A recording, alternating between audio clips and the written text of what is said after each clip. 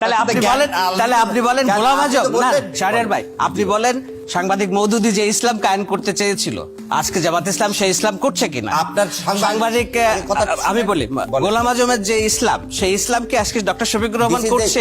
মুসলমান হিসেবে এই কথা বলাটাই উচিত না। কারো মুসলমান ইসলাম হচ্ছে আল্লাহ সুবহানাহু ওয়া তাআলা এবং নবী করিম সাল্লাল্লাহু আলাইহি ওয়াসাল্লাম যে আমাদেরকে দেখায় দিয়েছেন ইসলাম একমাত্র শুধু আল্লাহর জন্য, আর কারো না। মওদুদী সাহেবের কি মওদুদী সাহেব একটা তাফসীর করছে, দেলোয়ার হোসেন সাঈদীও তো তাফসীর করছে, তাই বলবো দেলোয়ার হোসেন সাঈদীর ইসলাম আর মওদুদীর ইসলাম গোলাম আজম সাহেবও তাফসীর করছেন।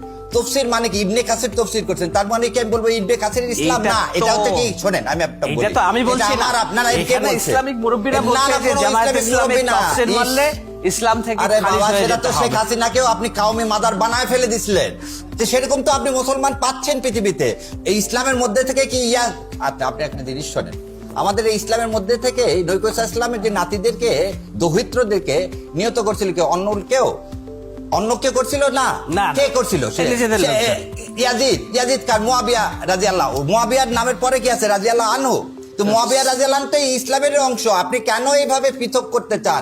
কোন লোক বললো সেটা না, আপনি হিসাবে কি আমাদের দায়িত্ব? না, আমি ইসলাম কায়েম করতে গেলে আপনি কোরআন এবং সুন্নাহর বাইরে করতে পারবো?